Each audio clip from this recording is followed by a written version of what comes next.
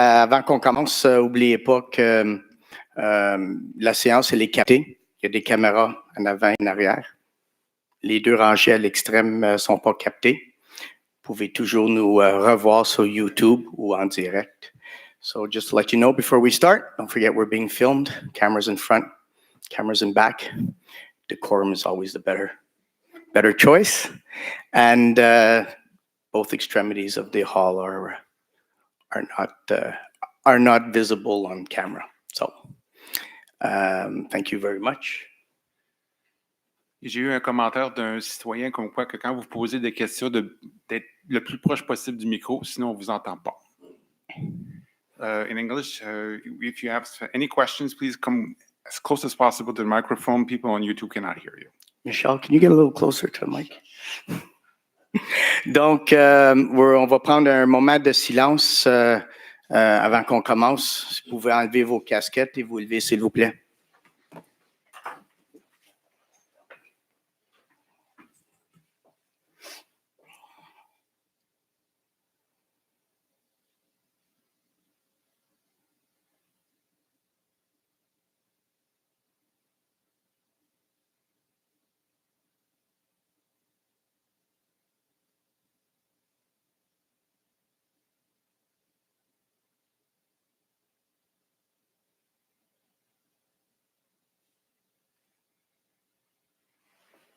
Et merci beaucoup.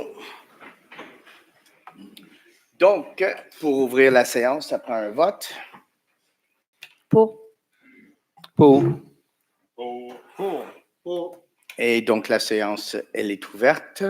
Et on arrive à la période de questions. Donc, ceux qui ont des questions, s'il vous plaît, puis comme M. Potra a bien indiqué, s'il vous plaît, vous rapprochez le plus possible au micro. Comme ça, on comprend bien vos questions, puis on vous entend bien. Hi, Richard Meads. Good evening, Mr. Meads. I'd just like to say the work they're doing in Charling Valley is magnificent. The company Loisel is doing a great job. They're very conscientious. The drivers obey the speed limits. They wash the street down every day. Couldn't ask for better. And I believe the homes that have the slide zone behind them, where the trees are gone, the value of those homes are going to go up because that's going to be a really great view for people to see. They'll have a little bit of breeze, a little more sunshine, and I can't see anything negative about it. It's a great job. And I just we were, and thank you very much for your comment. Yeah. We were on site last week. I know. I saw it. The town organized a walkabout for us. Yeah. You're absolutely right. The work that's being done is awesome, yeah. And you're right that I didn't expect to see les talus. Une fois qu'ils sont profilés, slope, yeah.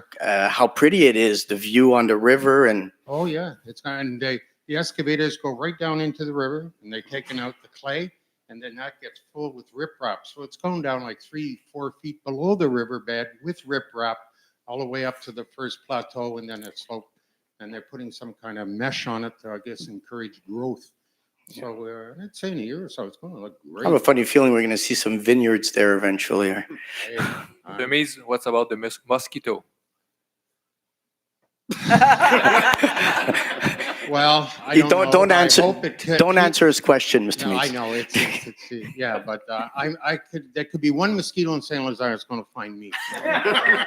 I have a real problem with mosquitoes. Merci beaucoup. Okay, thank you. C'est bien apprécié, merci. Bonsoir, M. Dame. Bonsoir. Denis Germain, Côte-Saint-Charles. La MRC a fait une étude sur un petit ruisseau qui longe la Côte-Saint-Charles, un tributaire de la rivière Vivery. Et suite à cette étude, on va devoir remplacer des ponceaux. La municipalité aussi devrait devoir remplacer un ponceau sur la Côte-Saint-Charles. Est-ce qu'il y a des dates prévues pour ces travaux-là? Je pense que c'est cet automne. C'est à l'automne, mais je ne peux pas vous donner une date exacte. Mais ça va être à l'automne. Y a-t-il une raison pour votre question? Oui, parce que moi, je suis en aval du ponceau que vous allez remplacer. OK. Et je préférerais que le vôtre soit remplacé avant le mien parce que les sédiments vont s'en aller dans mon ponceau lorsque vous allez faire des travaux. Donc, il faudrait que ce soit échelonné de cette façon-là. C'est pour ça que j'aimerais savoir la date. Parce que la MRC veut savoir quelle date moi je pourrais voir mes travaux. Monsieur Tremblay. La MRC nous a donné un délai très serré. Il nous a informé. Mon travail pour le remplacer le plus tôt possible, mais je prends en note et on va vous informer. Parce qu'effectivement, nous aussi, on a une responsabilité, mais on va s'assurer que ça va être fait. Mais c'est serré comme timing. Oui, merci, M. Tremblay. Maintenant, pour remplacer les ponceaux, est-ce que la Ville ou la MRC vont nous donner des plans techniques pour savoir comment il faut procéder pour le faire? Je sais que c'est un tuyau de 730 mm, de 30 pouces, mais maintenant, il faut faire un fond de roche. Est-ce qu'il y a des plans techniques qui sont disponibles? Allez-y, M. Tremblay. Je vais vous laisser répondre. C'est évident que normalement, nous, on va vous dire ce qu'il faut, mais une partie, si c'est votre ponceau, ça vous appartient, on va vous dire normalement comment est-ce qu'il devrait procéder, mais les personnes que vous allez engager ont des compétences qui vont probablement vous informer qu'est-ce que ça prend comme lit, comme grandeur. Mais à la limite, vous me donnerez votre numéro, vos coordonnées, puis je vais vous parler cette semaine. D'accord. Maintenant, est-ce qu'il faut une autorisation de la Ville, à part du permis de la MRC, pour remplacer un ponceau? On se parle. C'est beau. Merci. Merci, monsieur. M. Tremblay peut être rejoint au poste 222. Non, moi, je vais y parler. OK. Bonsoir, Bonsoir. Isabelle Gors, rue de Ramsay. Bonsoir. J'ai plusieurs questions par rapport au projet Verdé ce soir. Je voudrais commencer en disant que le rapport de la firme Génivard, daté de 2007, identifie des milieux humides dans le secteur qui correspond au développement projet Verdé. Et j'ai imprimé les cartes, page 56 du rapport Génivard. Je l'ai agrandi un peu parce que sinon on ne voit rien. En bleu, c'est le milieu humide qui est identifié dans le rapport de Génivard. Donc on voit que ça couvre une bonne partie du territoire qui correspond au projet Verdé. Génivard identifie dans ce territoire des marais, des marécages arborescents, des marécages arbustifs et des tourbières, et ça semble couvrir une partie significative du territoire qui correspond au projet Verdé. De plus, dans le rapport de la chaire Liber-Héros, daté de 2016, à la page 71, il y a un tableau numéro 14 dans lequel les biologistes rapportent que cette zone, qui est identifiée la zone 4 dans Liber-Héros, est constituée à 66% de milieux humides. Selon un récent article dans Your Local Journal, un article qui est paru le 11 juillet 2019, le développeur aurait demandé à réviser son plan parce qu'apparemment qu'il a creusé et il a découvert de l'eau dans son projet de construction. Alors, il veut réviser son plan initial et il explique que c'était une erreur de son biologiste. Ma première question, est-ce que les plans et études environnementales fournis par le développeur du projet Verdé correspondent aux plans qui sont sortis de l'étude de Génivard? Bon, pour répondre à votre première question, oui, le promoteur a découvert une situation où il est en train de creuser, puis il a réalisé qu'il était dans du organique. Donc, le projet a été arrêté. Et oui, il a présenté le conseil avec un alternate plan, un autre plan, justement, oui. Est-ce que le plan que le promoteur avait fourni, et l'étude que son biologiste avait faite sur ce territoire, est-ce que son rapport de biologiste correspond aux données qui ont été ramassées par l'étude de Génivard en 2007? Est-ce que le rapport de son biologiste coïncide avec le rapport de la firme Génivard pour ce même territoire? Je vais vous dire, le deuxième, je ne vais pas aller en trop de détails parce que le conseil l'a vu quand même en confidentialité, mais disons que sa deuxième caractérisation qu'il a fournie après qu'il a trouvé qu'il ne creusait pas bien à bonne place, correspond plus aux études de Génivard que son premier. Étant donné les erreurs du biologiste, du développeur du projet Verdé, est-ce que ce ne serait pas intéressant que la ville de Saint-Lazare mandate un expert indépendant pour faire une contre-expertise et valider les données présentées par les développeurs, les données du biologiste, parce qu'il a déjà fait une erreur une fois? Comment est-ce qu'on s'assure qu'on n'est pas en train de construire dans un milieu humide? OK, ça, c'était...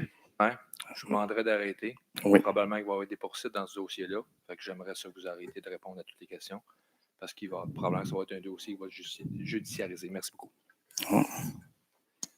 OK. Merci, M. Tremblay. Donc, ma prochaine question, vous n'êtes pas obligé d'y répondre. Comment s'assure-t-on qu'il n'y a plus d'erreurs dans le plan et qu'on ne construit pas en milieu humide?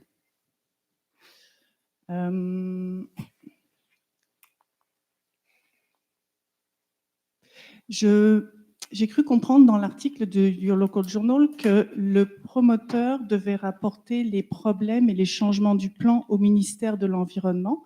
Est-ce que vous savez si ce problème et ce changement de plan ont été rapportés au ministère de l'Environnement? Encore, je vais prendre la suggestion de M. Tremblay, puis je ne répondrai pas aux questions OK. en ce moment. Je vais poser une autre question, peut-être que j'aurai une réponse. Êtes-vous capable de me dire combien de maisons sont prévues actuellement dans ce développement projet Verdé? Non, je ne me souviens pas du nombre exact. Bon, j'ai une dernière question qui ne touche pas le projet Verdé, qui est plus générale, donc peut-être que je pourrais avoir une réponse. J'ai lu l'article, le projet de loi 132, intitulé « Loi concernant la conservation des milieux humides et hydriques », qui a été adopté par l'Assemblée nationale le 16 juin 2017. Et j'y ai vu que les municipalités doivent mettre en place un plan régional des milieux humides et hydriques, dans lequel notamment elles doivent identifier les milieux humides, planifier les actions et interventions dans les milieux humides, etc. Et ce plan que les municipalités doivent mettre en place par rapport aux milieux humides et hydriques doit être présenté au plus tard le 16 juin 2022. Est-ce que c'est dans les discussions de maintenir le moratoire jusqu'à ce que le plan pour les milieux humides et hydriques soit finalisé pour la ville de Saint-Lazare? Ça, j'ai aucune idée combien de temps qu'on va maintenir le moratoire. Ça va être au conseil à décider. Puis, concernant votre question, concernant les secteurs, les milieux humides, justement, ce soir, on passe une résolution. Dans cette résolution, il y a la définition, justement, des milieux humides et hydriques dans cette résolution-là. Pas d'autres questions? Merci. Bonne soirée.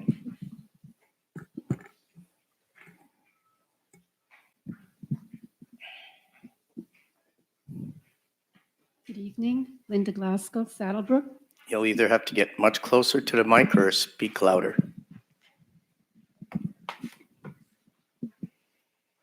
Linda Glasgow, Saddlebrook.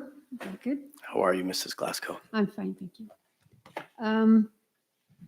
I wish to follow up on a question that was asked regarding timelines in the July 9th council meeting, the last one that we had, because I find it raised more questions than answers.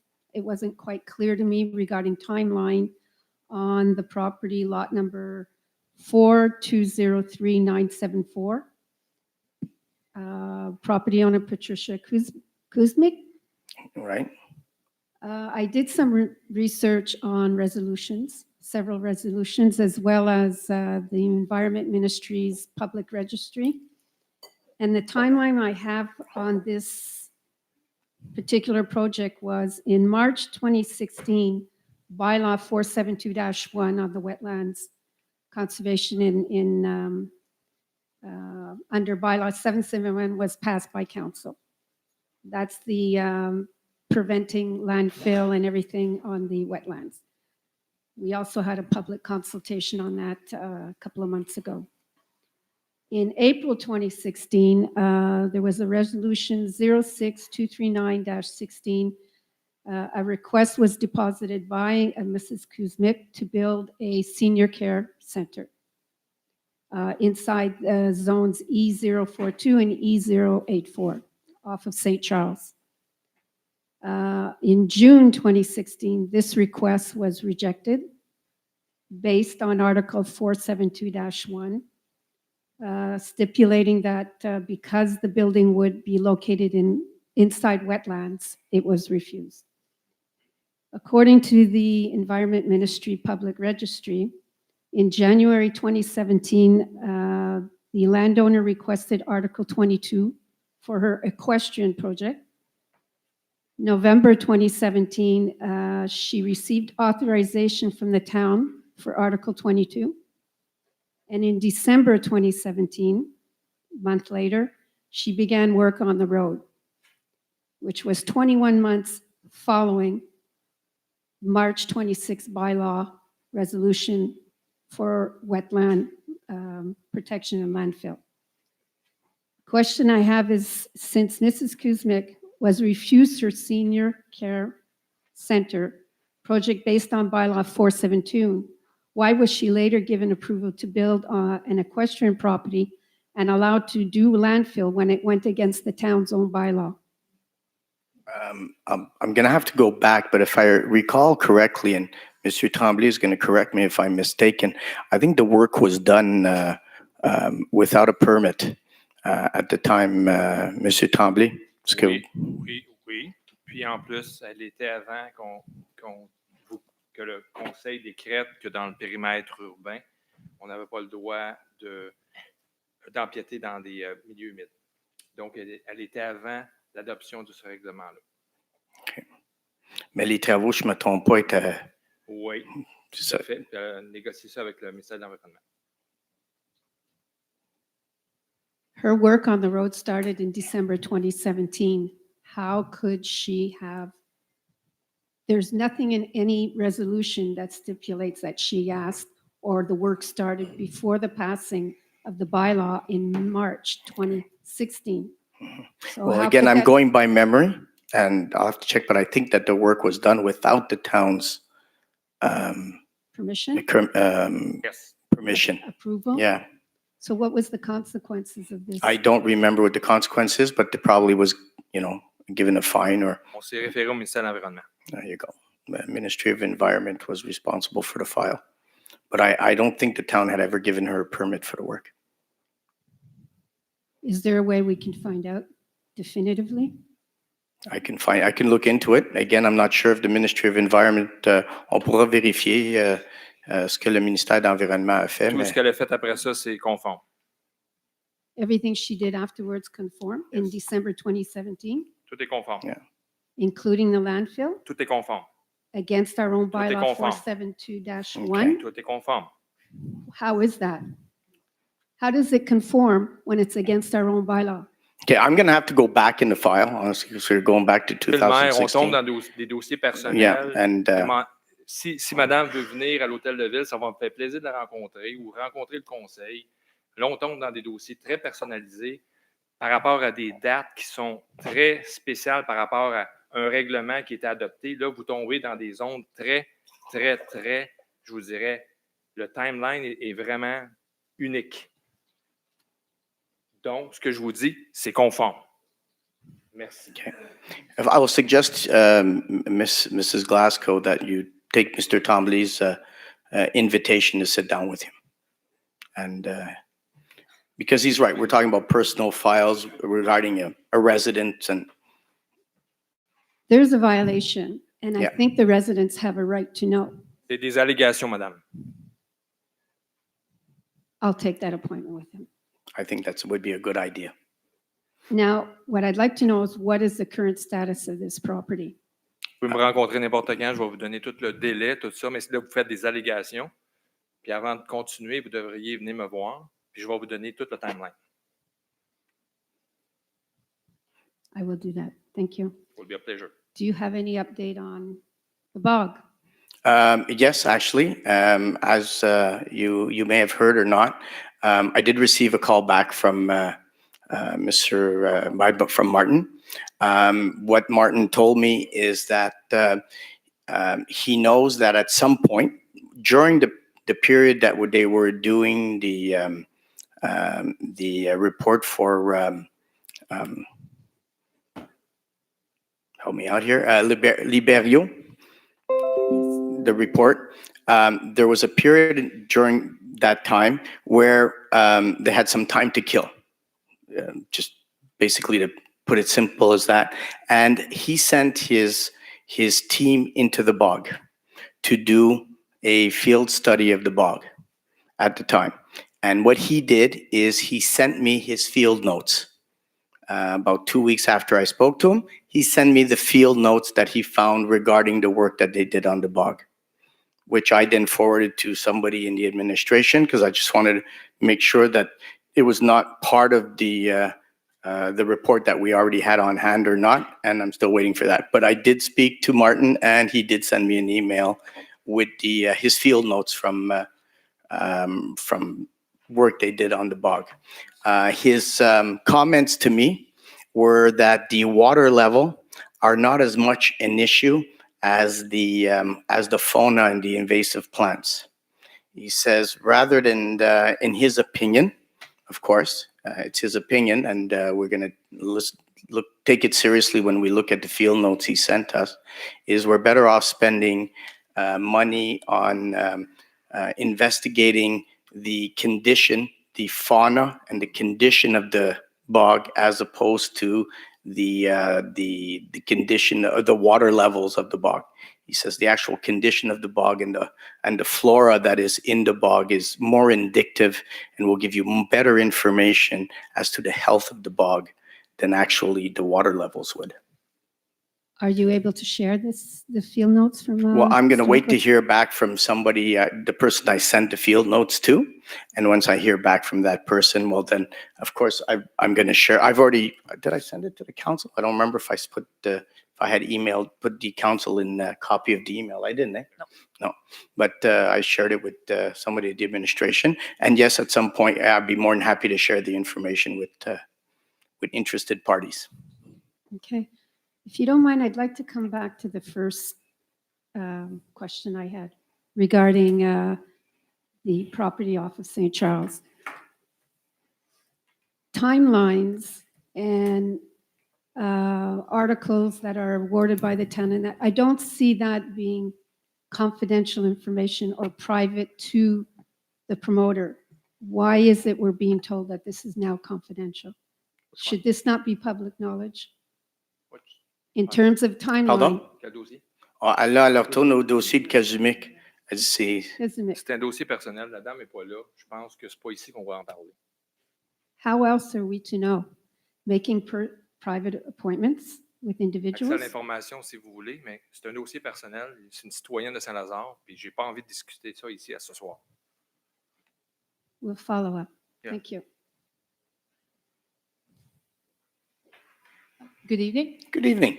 I just wanted to give a comment based on something I heard earlier while I was sitting watching the town council. I'm a biologist by training. I have a doctoral degree in it, and I am concerned by the fact that this Place Verde issue seems to be dependent on a biologist determining where water levels are.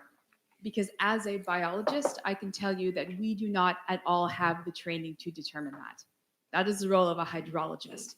That is the definition of their job, is to determine where water levels are, where waters flow underground. As a biologist, even as a plant biologist, all I can tell you is if a plant has to grow in a wetland, maybe has to grow in a wetland, or has to grow in an upland area. That does not give you any information about underground water movement. I think that the word biologist is being used in a generic fashion. I think that the companies that these people hire to do environmental inventories include all sorts of expertise.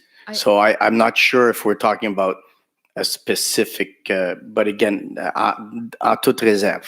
Given the fact that they've messed it up once already, I would be highly suspect of the experts that they are using for this, especially if they continue, because I've worked with these companies before, and I've never seen someone say a biologist. It's always a hydrologist, because Okay. you don't want someone who's designing your building to be some guy who works with blocks. You want it to be an architect or an engineer. So just be very cautious.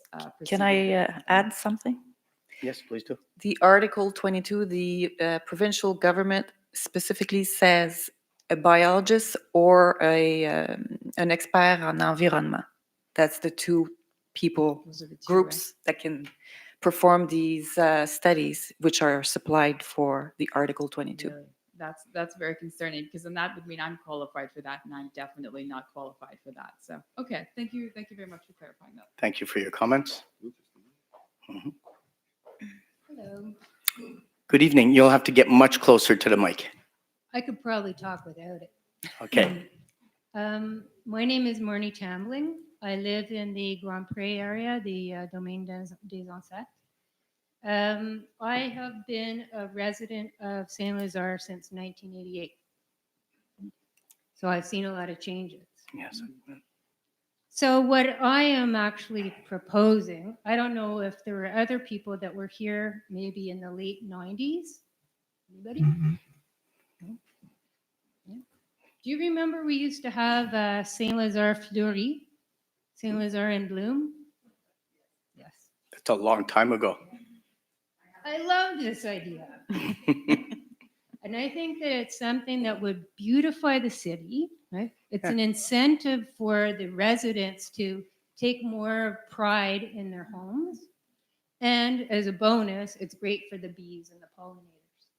It's very good. I think that was, I think that was in the late 1990s that they stopped doing that, because I arrived in 98 and it wasn't going on anymore.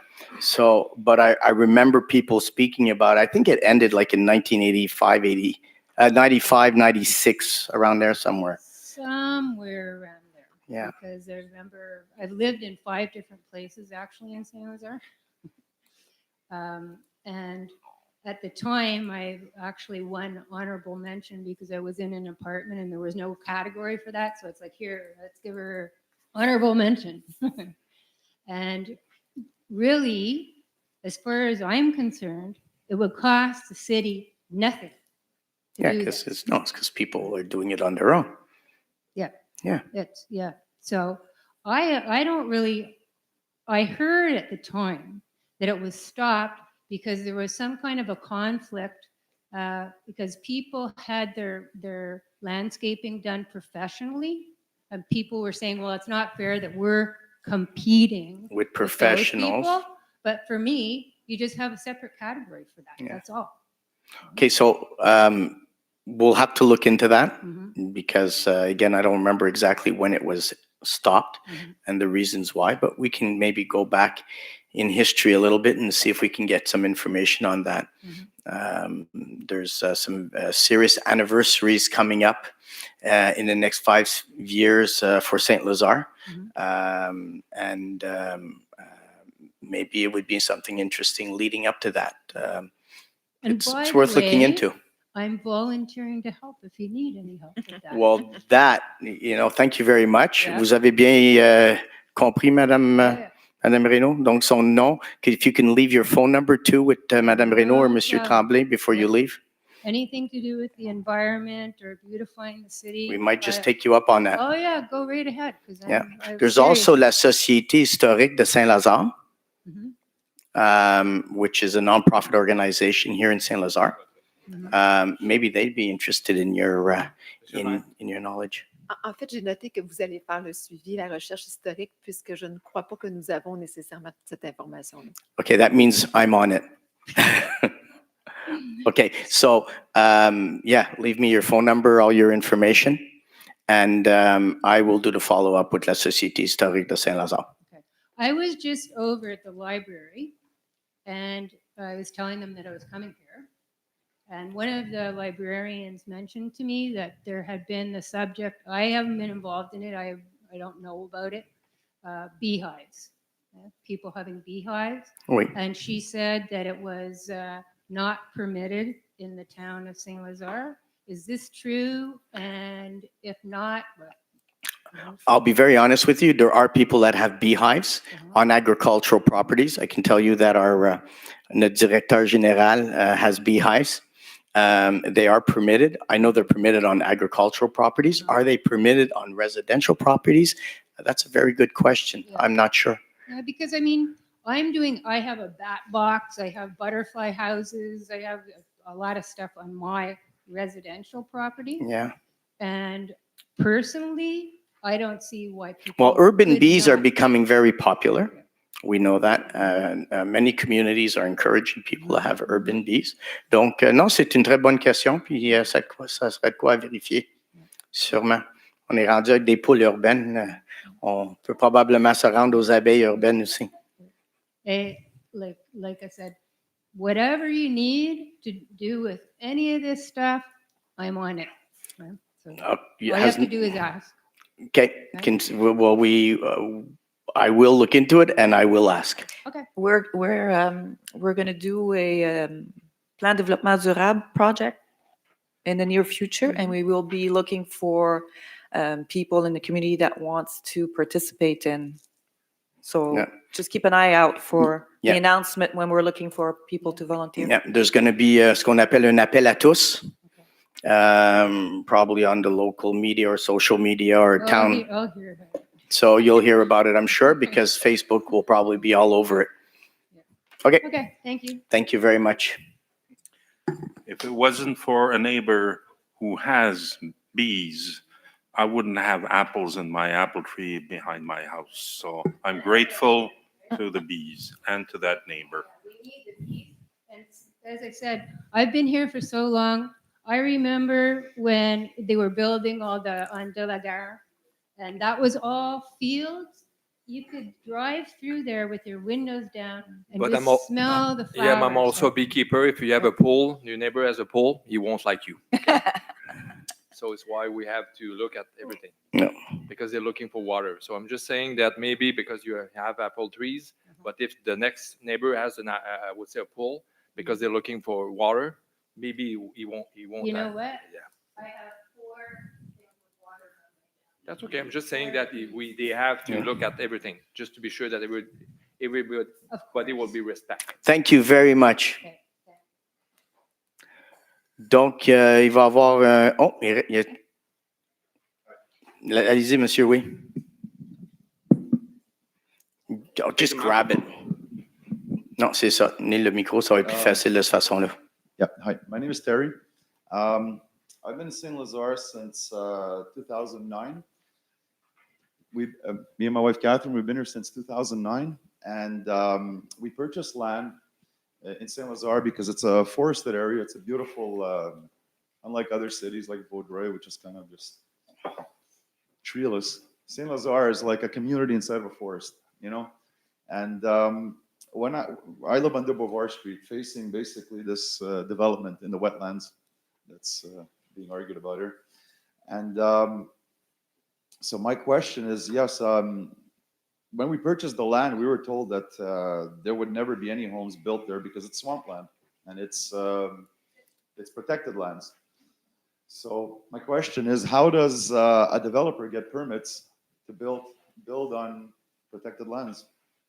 Okay, well, I won't go again in too much detail concerning Place Verde because I've been advised that there may be some legal issues. So I'm going to refrain from comment specifically about that project.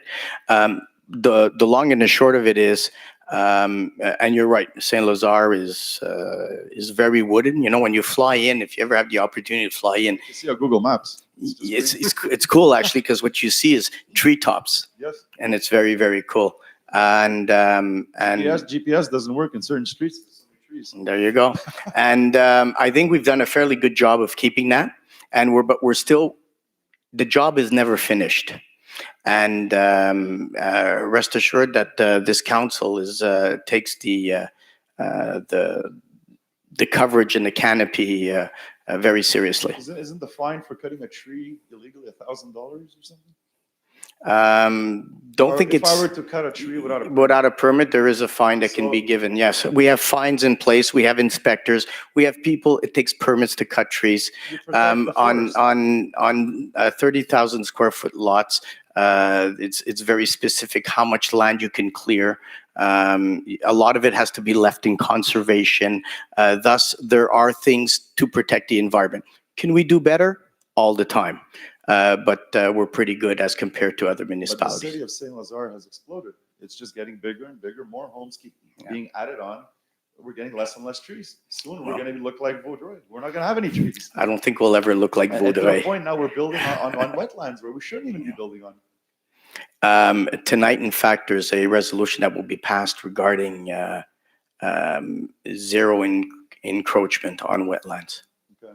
So, like I said, are we doing a good job? Not bad. Could we be doing better? Absolutely. And like I said, I think there's a council in place here that takes the environment very seriously. I have another question on another topic. certain neighbors on my street, they don't seem to cut their grass. One neighbor cuts it maybe twice a summer. The grass, weeds, Is 4 it feet high. Yeah. What's Four, the law? 4 feet? Literally 3-4 feet high, man. I think the regulation, and it's part of a nuisance regulation, but I think the regulation is 30 centimeters. C'est 30 centimètres, je ne me trompe pas, Madame Reynaud, le règlement? Je ne me souviens pas par cœur de texte de règlement sur le site Internet de la ville. Don't quote me, but for some reason, 30 centimeters is what's coming back. I think 30 centimeters is the bylaw. Ils peuvent faire une plainte à la ville, puis on va y aller. Oui, c'est ça. Yeah, you know that if you go online, you can file a complaint or a request online. It's anonymous. Your neighbor will not know that it's you. One last question. We recently had a little mini tornado in my area, and trees were knocked down. Yeah. And I called the city to know if they would pick up the branches, and they kind of gave me a runaround spin, and you'd have to talk to this person, talk to that person, and it's like.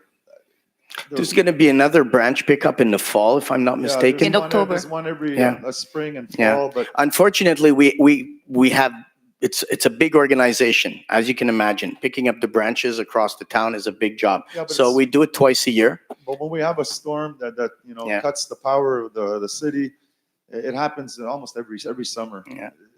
It's only a few people, a couple of citoyens, and can the city just for that one day just do a little round those people that need it? Like I said, it's always something we can look at. Okay, I'm You sure guys have the equipment.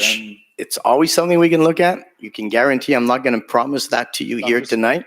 But as I said, it's a whole organization to pick up the branches. Yeah, We already do it twice a year. I was the only one on my street. There was another one on another street. So the city workers can probably do the whole city in one day for the few people that were there. But Okay. it was a big mess for me. Your request is noted. Okay, thank you. For the grass, it's 60 centimeters. 60 That's centimeters is. Article 37.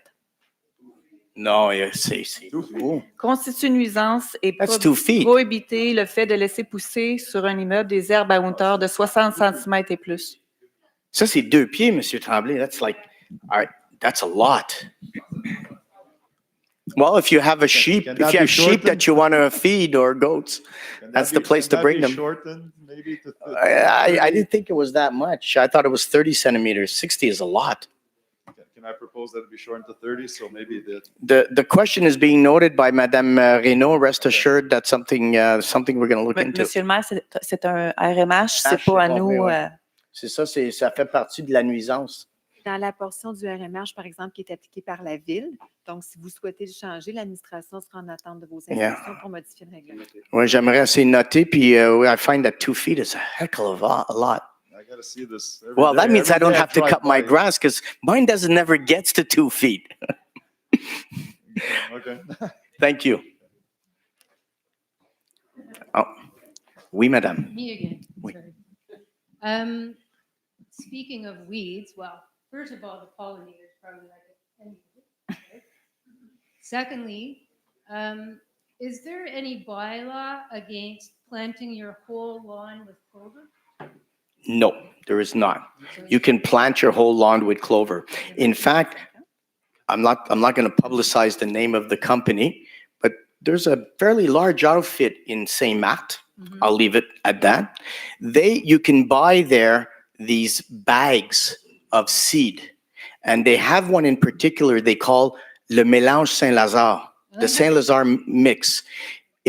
Whatever's in there, which a lot of it is clover, grows well in du mil, c'est ça, du mil and clover. Millet? Millet and du mil? You know what? It looks like a really small clover. And in fact, well, I'm not going to give you my home address, but you could probably find it on the website. I invite you to come and take a look because I have a whole section that I've seeded with that. It never grows taller than this. My grass will never get to 60 centimeters. It does well in dry conditions, and your lawn always looks like it's green.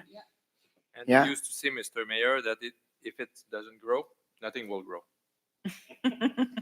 Yeah, well, that's why I was asking, because I know clover is a good thing. Yeah, not c'est for vrai. everybody. Parce que où est-ce que ça pousse, il n'y a rien d'autre qui pousse. No weeds, no nothing. Surtout Not even à the dandelions can make surtout it à out. Saint-Lazare, il y a beaucoup de sable. Yeah. Fait que c'est vraiment un mélange qui permet que si ça Yeah. pousse pas, il n'y a rien d'autre qui va pousser. It's called, when you go there, I didn't give you the name of the place, but you can imagine, because I'm not allowed. But Mr. Tremblay is allowed to tell you, and they call it le mélange Saint-Lazare. Easy to remember. Thank you very much. There you go. Donc, on prend un vote pour un ajournement. Comme vous savez, il y a une deuxième période de questions, des questions qu'on reçoit via l'Internet. On revient dans 2-3 minutes avec une question ou deux. Donc, un vote pour l'ajournement. Pour. Pour. On revient dans quelques minutes.